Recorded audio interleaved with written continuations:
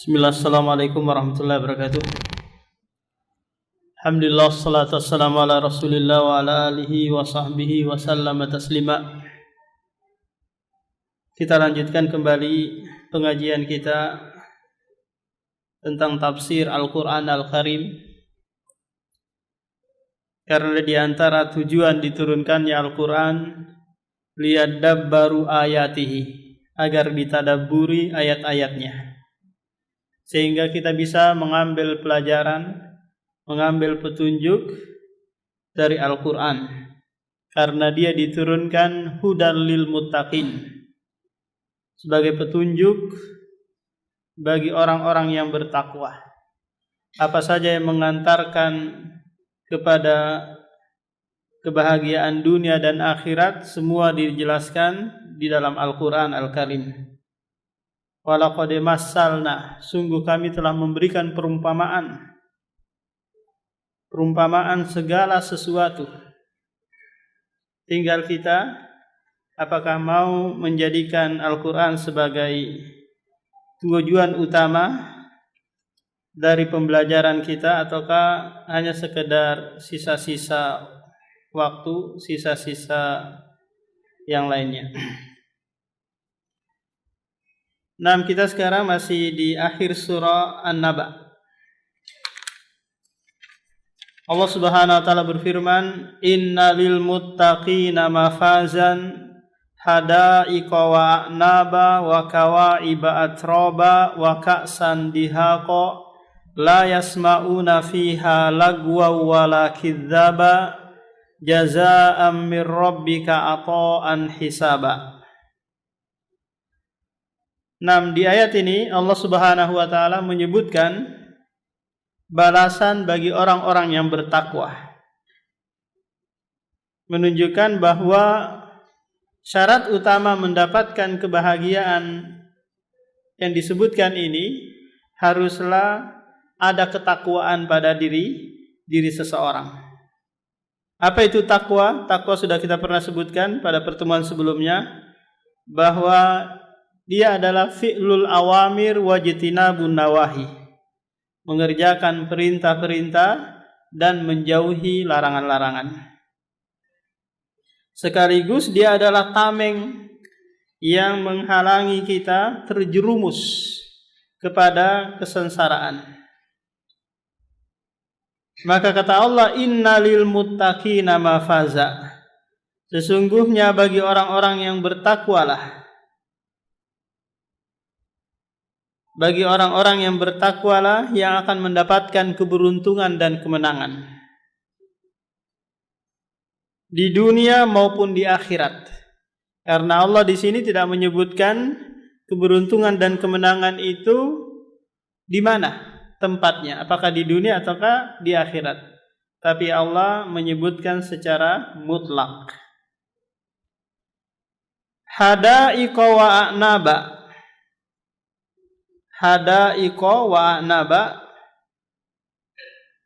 kebun-kebun dan buah-buah anggur. Ini di mana?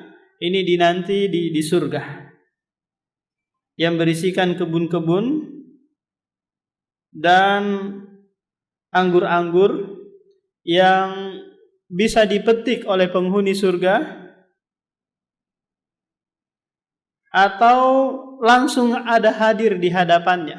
Yang penting terbetik gitu, langsung muncul di hadapannya. Buah anggur disebutkan di sini itu hanya sekedar mustarikun fit tasmiyah, sama dari sisi nama. Anggur sama-sama anggur. Anggur di dunia dan anggur di surga. Adapun hakikatnya, rasanya tentulah sangat berbeda.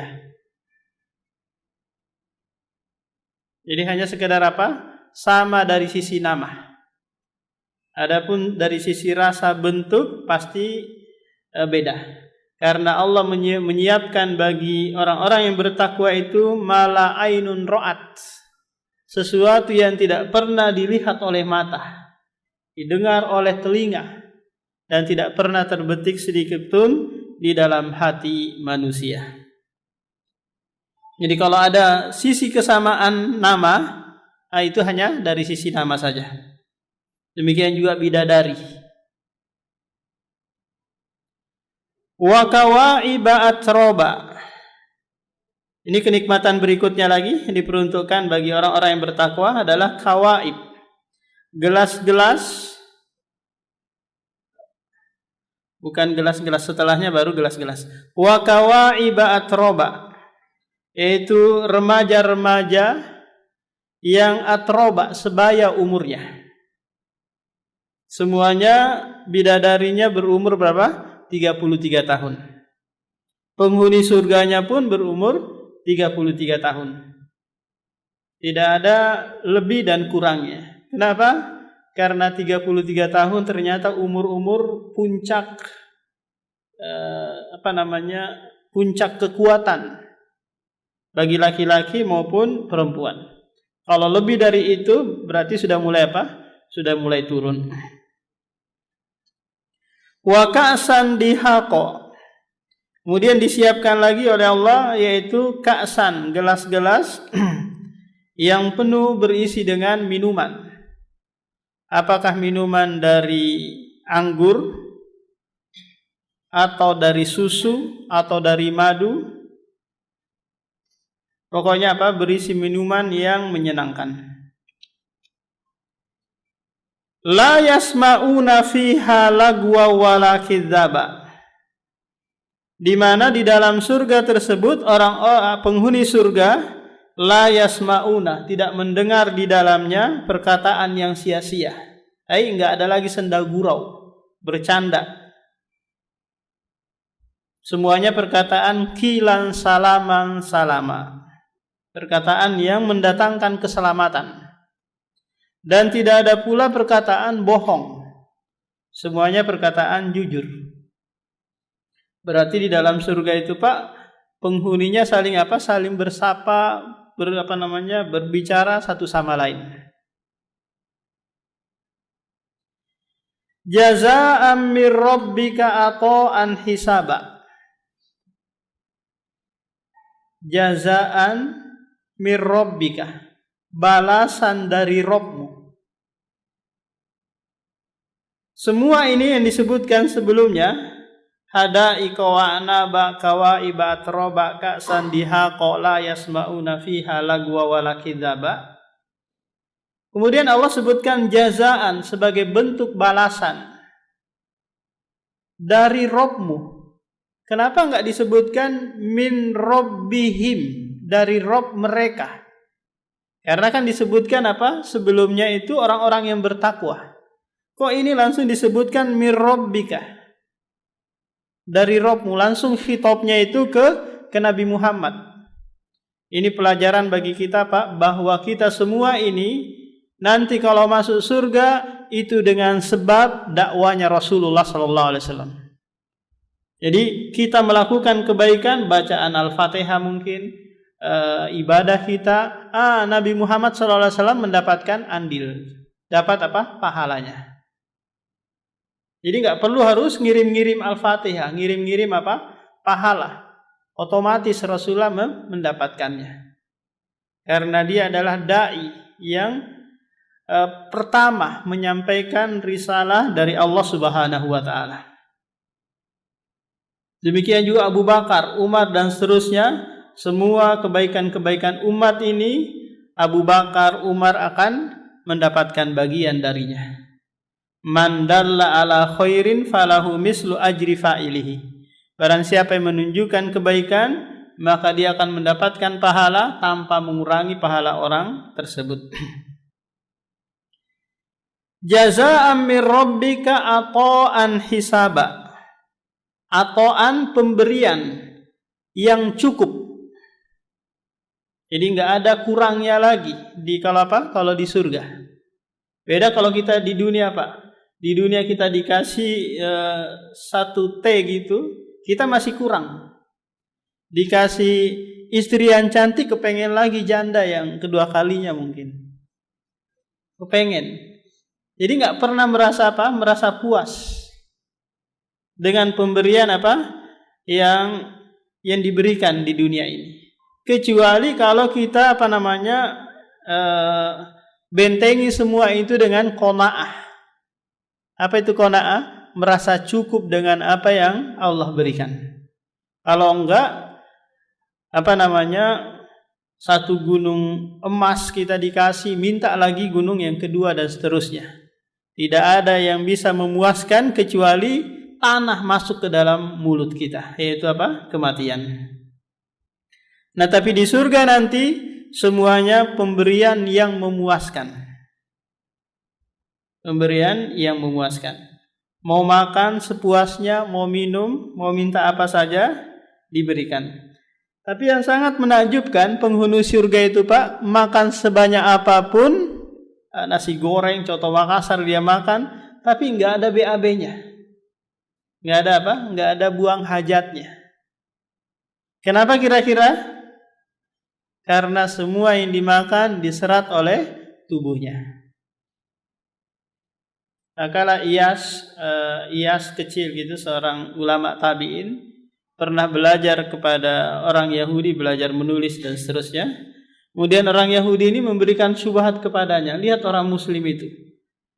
Mereka yakini bahwa penghuni surga makan sepuasnya tapi enggak buang hajat. Bagaimana mungkin orang makan banyak terus enggak buang hajat? Terus lari kemana makanan tersebut? Dia mengkiaskan dengan dengan perkara dunia. Kemudian Iyas yang masih kecil ini bertanya, "Wahai Pak Guru, jika engkau makan, apakah semuanya keluar? Jika engkau makan sesuatu, apakah semuanya keluar?" Enggak. Ada sebagian yang terserap oleh tubuh, ada juga yang keluar. Nah, kalau seperti itu adanya, kenapa enggak boleh di surga itu semuanya diserap oleh tubuh? Nah, kemudian Allah Subhanahu wa taala melanjutkan, Rabbis samawati wal ardi wa ma bainahumar rahman. Rabbis samawati, Rabbmu yang mengatur 7 lapis langit dan 7 lapis bumi. Wa ma bainahuma, dan apa yang ada di antara keduanya, Ar-Rahman. Apa kaitannya nih Pak? Disebutkan Rabb, kemudian disebutkan Ar-Rahman. Sudah pernah kita sebutkan di surah Al-Fatihah, di mana Allah menyebutkan Rabbil Alamina Ar-Rahmani Ar-Rahimi. Kaitannya adalah bahwa pengaturan Allah Subhanahu wa taala dalam mengatur alam semesta ini itu dibangun di atas rahmah, dibangun di atas kasih sayang. Coba kalau sekiranya Allah sedikit-sedikit marah, sedikit-dikit murka, selesai kita Pak. Kayak pemimpin gitu, ada bawahannya salah dikit langsung ditegur, langsung disikat, dihabisin, di PHK. Maka nggak ada yang tersisa. Tapi karena Allah rahmatuhu muqaddamatun ala ghadabihi, rahmat Allah didahulukan atas murkanya, sehingga tidak langsung diadab, disiksa. Ada diberikan di istidraj dulu, diulur-ulur dulu. Ada juga yang langsung dimaafkan di dunia, ada juga yang ditunda. Jadi semuanya penuh dengan pengaturan yang dibarengi, disertai dengan kasih sayang Allah Subhanahu wa taala. Nah, kalau kita meyakini hal ini Pak, bahwa Allah yang mengatur semua ini, maka ya sudah, apapun yang terjadi itu diatur oleh Allah. Apapun yang terjadi sekarang, yang akan datang, semuanya di bawah pengaturan Allah Subhanahu wa taala. Kalau kita meyakini ini, maka kita percaya dengan Allah. Dia Maha Mampu, Maha Bijaksana, Maha Mengetahui, Maha Perkasa. Kalau kita terapkan hal ini di negara Palestina mungkin ya, yang sekarang lagi dibombardir oleh Yahudi, oleh orang Israel. Kalau kita bawa ayat ini ke sana, bukankah di sana itu diatur oleh Allah? Diatur oleh Rabb kita? Naam, diatur. Kenapa Allah membiarkan orang-orang Israel membantah anak-anak perempuan di sana. Kenapa? Bisa berarti ada hikmah yang Allah inginkan. Mungkin setelah ini Allah memberikan kemenangan bagi mereka yang puluhan tahun mereka dijajah. Karena biasanya habis gelap terbitlah terang. Ini biasanya kan ya. Habis gelap terbitlah terang. Biasanya puncak-puncak kezaliman yang dilakukan hamba tersebut, karena kezaliman itu adalah zulumatun, kegelapan, Pak. Kalau puncak-puncaknya nanti akan berujung mereka dibinasakan. Mungkin hikmah Allah adalah mereka dibiarkan dulu seperti itu, kemudian setelah itu dibinasakan. Tapi belum, karena nanti diceritakan di akhir zaman orang-orang Yahudi dibantai oleh kaum muslimin sampai mereka lari, dan pohon-pohon itu, batu-batu berbicara bahwa di belakang kami ada Yahudi, bunuh dia. Batu-batu, kecuali pohon gorkot ya, yang menyembunyikan mereka. Nah, jadi Allah Subhanahu wa taala yang mengatur apa yang terjadi di sana, dan Allah Maha bijaksana dalam pengaturannya. La yamlikuna minhu khitaba. La yamlikuna minhu khitaba. Ayat ini ditempatkan nanti Pak di padang mahsyar, di mana penduduk padang mahsyar itu tidak memiliki kemampuan berbicara. Kenapa? Karena mereka ditutup mulutnya oleh Allah Subhanahu wa taala, sehingga tidak diizinkan untuk berbicara. Nanti kalau mau berbicara, bisa tangannya yang berbicara, bisa badannya, bisa kakinya. Yauma nakhtimu ala afwahihim, hari di mana kami tutup mulut-mulut mereka, sehingga tidak ada satupun yang bisa berbicara. Nah, yang pertama kali diizinkan berbicara hanyalah Nabi Muhammad SAW untuk meminta syafaat kepada Allah agar disegerakan urusan manusia yang ada di padang mahsyar. Karena manusia sudah berbondong-bondong datang ke Nabi Adam, datang ke Nabi Nuh, Musa, Isa, nggak ada yang sanggup, nggak ada yang berani minta kepada Allah. Nah, ini Rasulullah yang hanya diberikan kesempatan ini. Ini adalah berkat doanya umat Nabi Muhammad setelah selesai adzan. Pada doanya Pak, Allahumma rabba hadhihi da'wati tammah wassalatil qa'imah ati Muhammadanil wasilah wal fadilah wa ba'ashu maqaman mahmudanil ladzi wa'attah. Ati Muhammad, berikanlah kepada Muhammad kedudukan yang terpuji nanti pada hari kiamat, yaitu syafaatul uzmah. Yauma yakumur ruhu wal malaikatu saffa, hari di mana ruh dan malaikat. Kata ruh jika dibarengkan disertakan dengan malaikat, ini terkadang maknanya ruh di sini adalah Jibril. Jibril alaihi salam. Dipisahkan karena dia ada keistimewaan.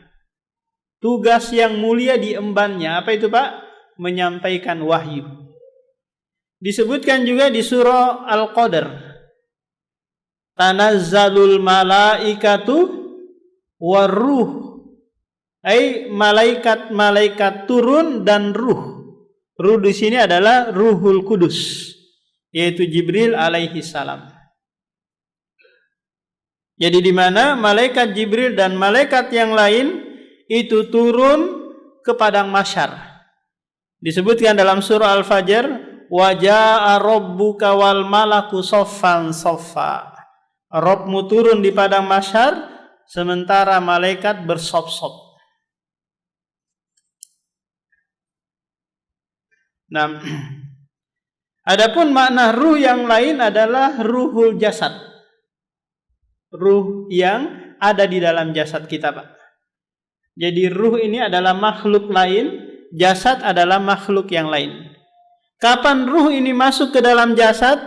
Ketika umur janin tersebut berumur 120 hari. Ada juga hadis yang menyebutkan, di hadis Hudzaifah Ibnu Asid di riwayat Muslim menyebutkan bahwa 43 hari. 43 hari embrio atau janin tersebut sudah ditiupkan ruh. Setelah apa? Setelah melalui tahapan embrio manusia. Yang pertama apa? Min sulalatin min tin summa ja'alnahu nutfatan fi qararim makin summa khalaqana nutfata alaqatan wa khalaqanal alaqata mudghatan. Ini Allah ciptakan dari apa? Dari saripati tanah dulu. Kemudian setelah itu Allah buat dari saripati menuju setetes mani. Dari setetes mani kemudian ada segumpal darah. Segumpal darah ini nanti melengket di dinding rahim. Kemudian dari dinding rahim tersebut darah diubah lagi menjadi segumpal daging. Dari segumpal daging diambil sedikit untuk dijadikan tulang. Kemudian tulang tersebut dibungkusi oleh daging. Kemudian setelah itu Allah membentuk wujud manusia. Nah, setelah proses ini, apakah 43 hari ataukah 120 hari, barulah ditiupkan ruh. Paham, Pak? Jadi tak kala ruh masuk ke dalam jasad, namanya nanti apa? Nafsun. Paham? Nafsun. Tak kala ruh tersebut mau dicabut, maka Allah menyebutkan ya ayyatuhan nafsul mutmainnah. Wahai jiwa yang tenang, irji'i, kembalilah kepada Rabb-mu. Tapi ingat bahwa ruh adalah makhluk Allah Subhanahu wa taala yang tidak bisa dilihat oleh kasat mata. Tidak bisa dilihat oleh kasat mata. Kapan, Pak, kira-kira kita bisa lihat ruh? Tak kala ruh itu dicabut oleh malakul maut. Akhirnya orang yang dicabut ruhnya itu terbelalak matanya karena dia mengikuti ruhnya ditarik. Nah, di saat ini saja dia melihat ruhnya. Makanya, Pak, kalau ada orang meninggal dunia matanya terbelalak ke atas kan? Paham? Karena ruhnya matanya mengikuti ruhnya ditarik. La yatakallamuna illa man adzina lahur rahmanu. Mereka dari kalangan malaikat tidak juga bisa berbicara sedikit pun, tidak bisa berkomentar apa-apa kecuali yang diizinkan oleh Allah Subhanahu wa taala. Dan perkataan Allah pasti shawaba, pasti benarnya. Jadi tidak ada lagi, baik itu dari kalangan manusia, dari kalangan jin, dari kalangan malaikat, nggak ada satupun yang bisa berbicara. Kenapa? Karena waktu itu yang menguasai padang mahsyar hanyalah Allah Subhanahu wa taala. Raja Salman, Hasan al-Bolkiah, raja-raja yang lain semua atir rahmanu abada, mendatangi Allah dalam keadaan sebagai seorang hamba, tidak memakai sehelai pakaian, tidak bersunat, tidak beralas kaki. Perhiasan yang dulu dia pakai, kemegahan yang dia pakai di dunia, itu semua tidak dia bawa sampai ke padang mahsyar. Bahkan kain kafan yang dia pakai itu tinggal di kuburan. Tinggal apa, Pak? Tinggal di kuburan. Kalau sekiranya ada orang percaya bahwa pocong itu bangkit dari kubur, kemudian dia jalan kayak film-film horor gitu, Pak ya. Itu sudah nggak benar. Kenapa? Karena orang yang bangkit dari kubur, keluar dari kubur itu tidak membawa kain kafannya. Oh, ini diceritakan yang aneh-aneh. Keluar bawa kain kafan. Semuanya bangkit dalam keadaan telanjang. Dzalikal yaumul haq. Itu adalah hari yang benar. Hari yang benar.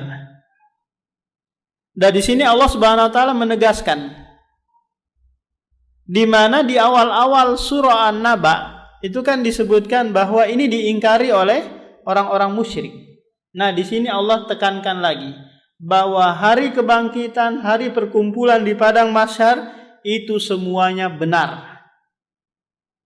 Itu semuanya apa? Semuanya benar. Sehingga tidak perlu lagi diingkari dan didustakan. Faman syaa'a attakhadha ila rabbih ma'aba. Maka barang siapa yang ingin menempuh jalan kepada Tuhannya, maka dia akan menjumpai Tuhannya. Barang siapa yang ingin, coba lihat di sini Pak, Allah menyandarkan kepada kita bahwa kita ini manusia punya keinginan, punya pilihan. Paham? Kita ini tidak seperti apa? Tidak seperti robot yang senantiasa disetir oleh Allah Subhanahu wa taala, enggak. Allah memberikan kita apa Pak? Keinginan. Dengan keinginan ini nanti kita gunakan untuk menjalani kehidupan dunia ini. Kita mau senang atau mau sengsara, mau surga atau mau neraka. Hidup ini adalah pilihan. Silahkan memilih. Allah hanya memaparkan di dalam Al-Quran jalan-jalan kebahagiaan, jalan-jalan kesengsaraan. Diutus juga Rasul untuk menjelaskan hal ini. Tinggal manusia mau milih yang mana. Tidak ada paksaan di dalam beragama. Nah, kalau Allah Subhanahu wa taala memberikan kehendak kepada kita, pilihan kepada kita, bolehkah kita pilih yang buruk-buruk, Pak? Saya mau berzina, saya mau syirik, saya mau sesat. Boleh? Iya boleh, silakan memilih. Tapi setiap pilihan itu ada konsekuensinya. Nanti ketika Anda telah memilih keburukan, jangan beralasan dengan takdir. Saya kan milih ini kan takdir Allah. Benar, itu takdir Allah. Tapi kan Anda punya pilihan. Alangkah baiknya Anda memilih yang baik, kemudian Anda berdalil dengan takdir. Alhamdulillah saya sholat ini takdir Allah. Saya ngaji ini takdir Allah. Saya hidup tenang seperti ini, tidak gelisah, ini adalah takdir Allah. Nah, jadi siapapun kita, pilihan apapun yang kita ambil, maka semua pilihan itu mengantarkan kita menuju Allah Subhanahu wa taala. Sadar atau tidak, mau atau tidak, semua kita sedang melakukan perjalanan menuju Allah Subhanahu wa taala. Ya ayyuhan nasu innaka kadihun ila rabbika kadham famulaki. Wahai manusia, sesungguhnya kalian itu bekerja keras. Untuk apa? Untuk menjumpai Rabbmu, dan pasti kalian akan menjumpainya. Cuman Pak, ada yang dia menjumpai Allah dalam keadaan bahagia, ada juga yang dalam keadaan ketakutan.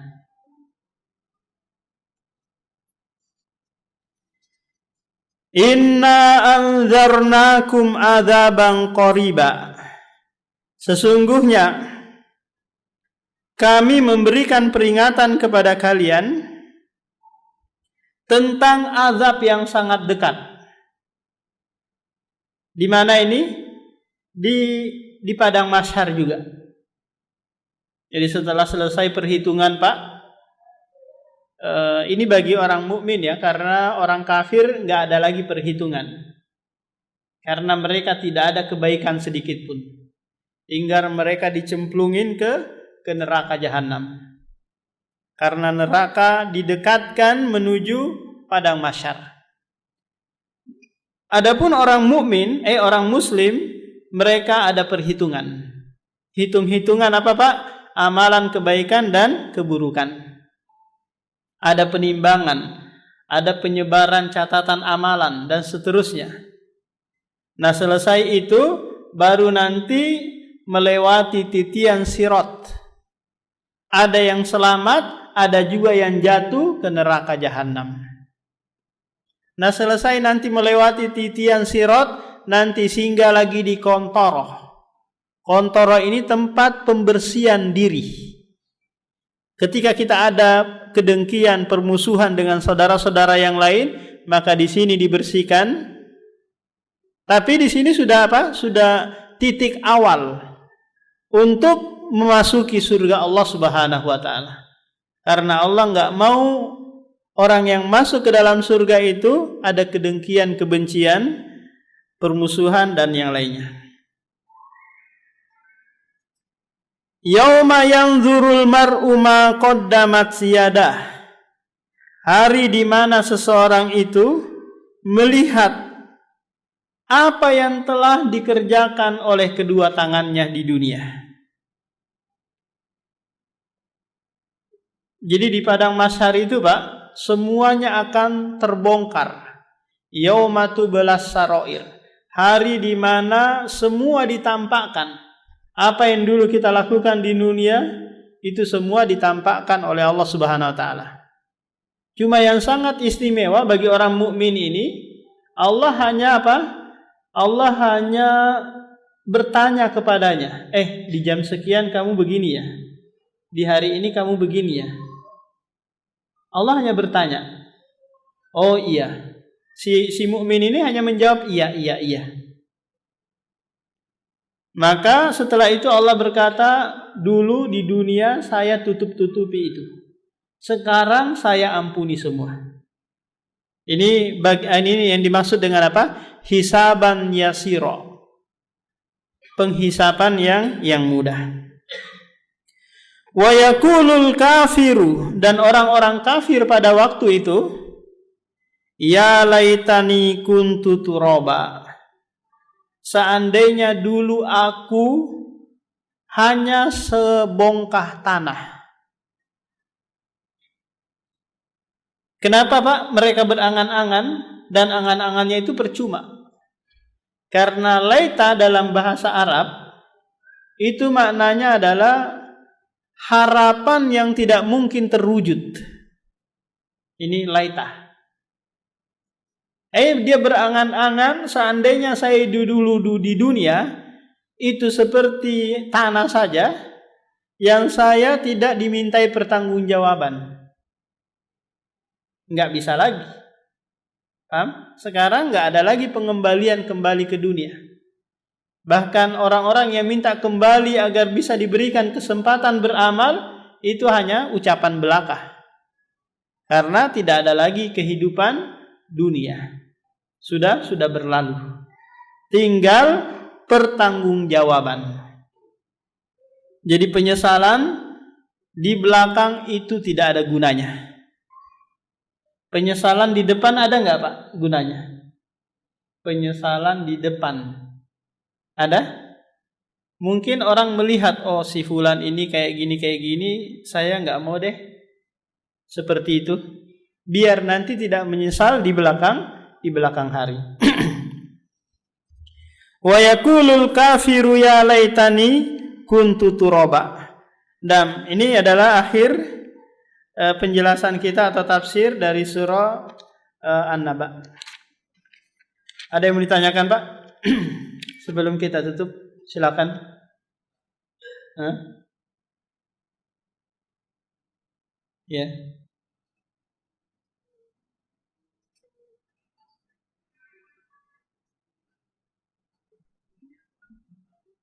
Iya.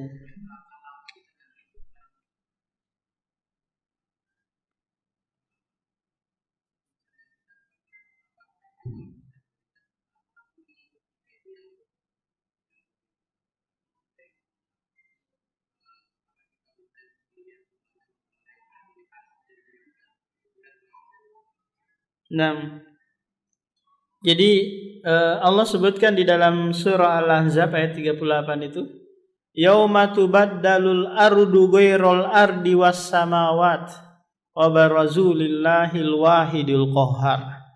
Yauma tubaddalu, hari di mana kami mengganti bumi yang bukan bumi sebelumnya.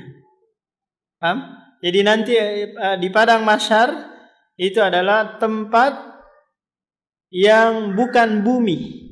Bukan bumi, tapi dia adalah bumi, tapi bukan bumi yang kita tinggalin ini. Karena sudah apa? Lulu lantah, hancur dan seterusnya. Allah ganti dengan apa? Bumi, tapi bukan bumi sebelumnya. Paham? Apakah nanti di daerah Syam atau di daerah mana gitu? Pokoknya bukan bumi yang kita tinggali sekarang. Allah ganti.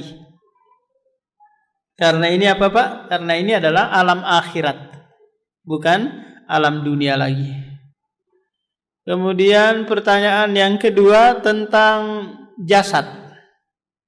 Apakah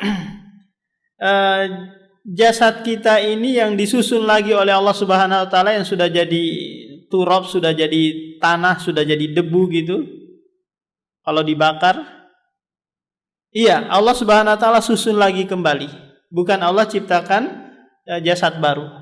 Karena menyusun kembali yang sudah ada itu lebih mudah daripada membentuk lagi jasad baru. Paham, Pak? Merakit yang sudah ada yang datang dari Cina itu lebih mudah daripada menciptakan mobil baru lagi. Pusing mikirin ini, mikirin ini, udah rakit aja yang ada, kan lebih enak. Kemudian pertanyaan ketiga apa, Pak? Hah? Oh, lamanya. Disebutkan di dalam Al-Quran bahwa satu hari di akhirat itu sama dengan berapa? 1000 tahun ya? 1000 tahun di bumi. Nah, itu perhitungan satu orang itu dihitung terus setiap hari. Jadi kalau untuk satu orang saja dilakukan hisab itu lama banget. Ini miliaran orang mau dihisab. Ya. Sangat-sangat ngantrian ngisapnya. Jadi enggak dihisap per kelompok gitu, per bangsa, enggak, per orang dihisap. Dihitung. Sehingga apa? Membutuhkan waktu yang banyak. Hanya Allah Subhanahu wa taala yang mengetahui berapa lamanya. Coba bayangkan, Pak, kita semua yauma yaqumun nasu li rabbil alamin. Hari di mana di padang mahsyar nanti semua berdiri menghadap Rabbul Alamin.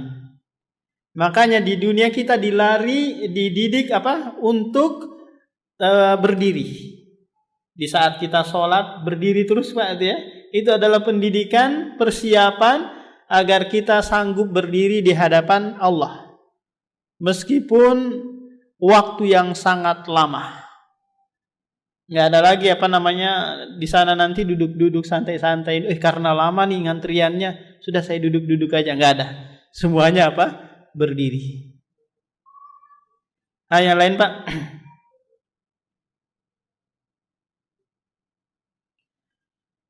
Nah, kalau tidak ada kita tutup. Subhanakallah wa bihamdik, asyhadu an la ilaha illa anta, astaghfiruka wa atubu ilaik. Assalamualaikum warahmatullahi wabarakatuh.